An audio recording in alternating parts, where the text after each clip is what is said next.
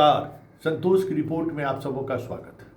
और आज हम संतोष की रिपोर्ट में बात एनडीए की उस बैठक की करने जा रहे हैं जहां बीजेपी और जदयू के मंत्री और विधायक आपस में इस तरीके से उलझ गए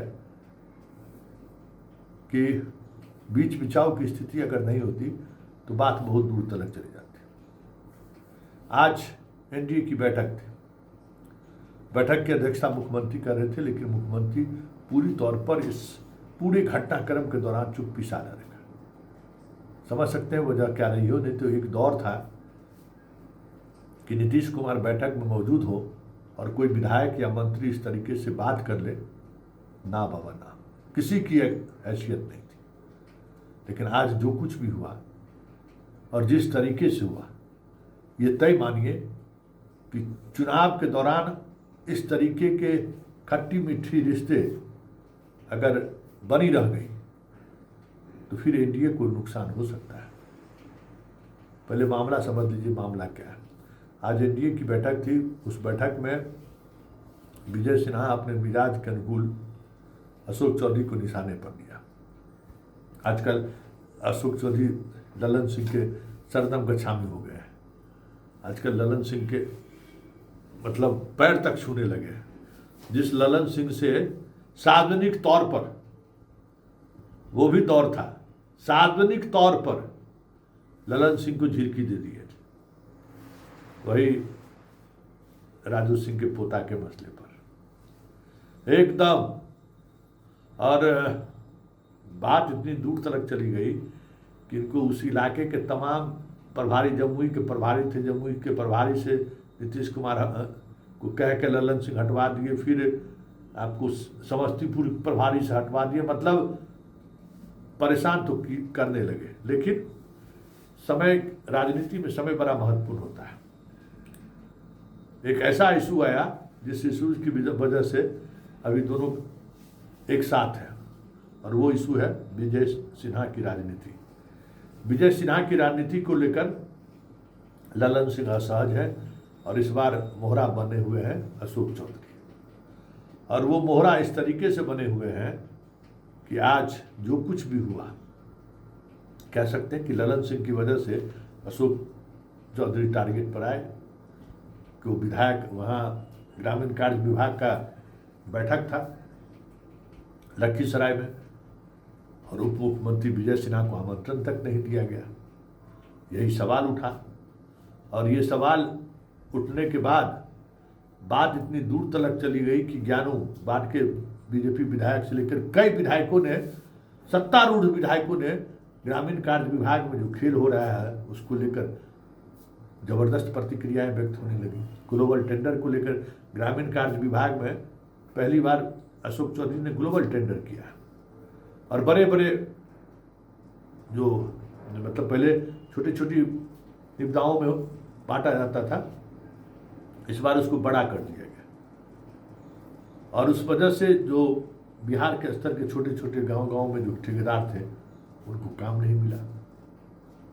विधायक की नाराजगी स्वाभाविक था, चुनावी वर्ष है और उनके चाहने वाले को काम नहीं मिला तो विवाद बढ़ा। आज वही मुद्दा, मतलब बात विजय सिन्हा से शुरू हुई, ज्ञानू से लेकर कई और विधायकों ने दे दनादन दे दनादन दे दनादन दे दनादन।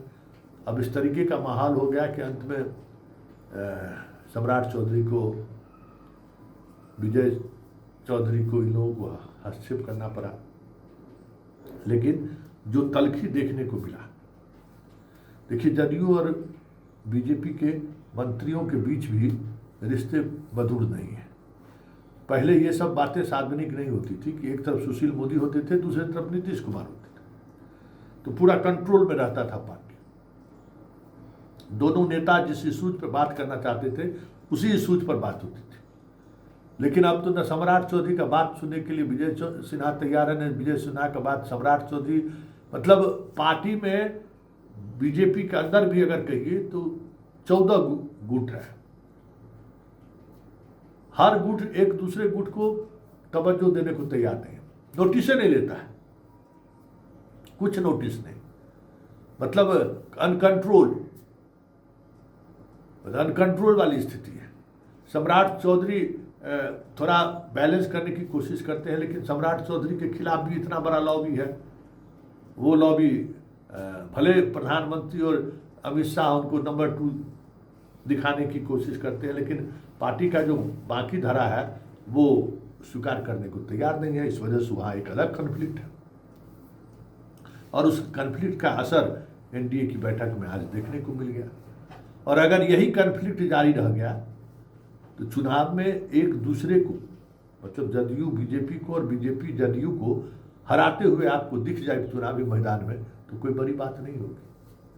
क्योंकि आज जो कुछ भी देखने को मिला, एक बात तो साफ हो गया कि बीजेपी अनकंट्रोल्ड है। मतलब एक अनुशासित पार्टी होने के बावजूद भी बीजेपी के विधायकों को लेकर कोई भी एक नेता आश्वस्त नहीं है कि उनके कहने पर सारे विधायक एक साथ खड़े हो जाएंगे। जदयू की तो बात ही छोड़ दीजिए। जदयू की तो स्थिति आज देखने को मिला कि अशोक चौधरी पर जिस तरीके से हमला रहा, एक भी विधायक या मंत्री बीच बिचाव के लिए नहीं आए। ऐसा लग रहा था कि ये जो कुछ भी अशोक चौधरी के साथ हो रहा है अच्छा हो रहा है, होने दीजिए।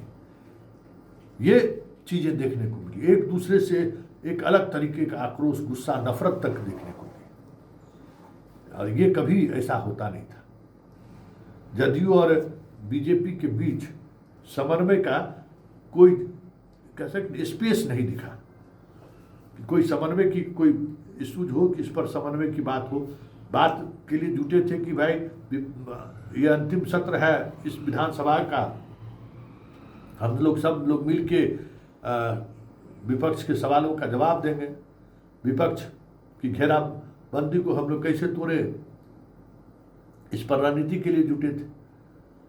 एसआरई को लेकर अगर आएगा तो उसको कैसे जवाब देना है, लॉ एंड ऑर्डर को लेकर आए तो क्या जवाब देना है, इसकी तैयारी की बात करने के लिए बैठक बुलाई गई थी। यहाँ बैठक का मुद्दे बदल गया। तो ये जो कुछ भी आज एनडीए की बैठक में हुआ है, समय रहते अगर उस खाई को पाटने की कोशिश नहीं हुई तो ये तय मानिए कि 2025 के चुनाव में ललन सिंह विजय सिन्हा को हराते हुए दिख जाए तो कोई बड़ी बात नहीं होगी। विजय सिन्हा, अशोक चौधरी अगर चुनाव लड़ते हैं तो अशोक चौधरी को हराते हुए दिख जाए तो कोई बड़ी बात नहीं होगी।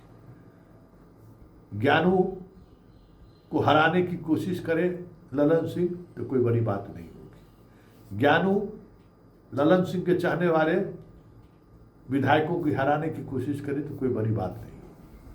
अनंत सिंह पर अगर ज़्यादा जोर रहा ललन सिंह का तो जदयू के कई ऐसे विधायक और विधान पार्षद आपको मिल जाएंगे कि अनंत सिंह कैसे चुनाव हारे, इसकी रणनीतिकार के रूप में जदयू के कोई विधायक विधान पार्षद मिल जाए तो कोई बड़ी बात नहीं।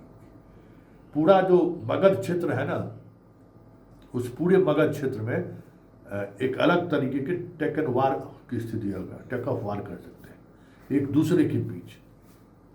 और हमें लगता है कि ये स्थिति चुनाव तक बनी रहेगी।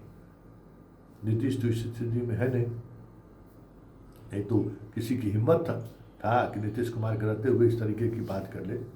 खैर, आज जो कुछ भी हुआ वो संकेत है कि 2025 के विधानसभा चुनाव में ऑल इज वेल तो नहीं है एनडीए के बीच।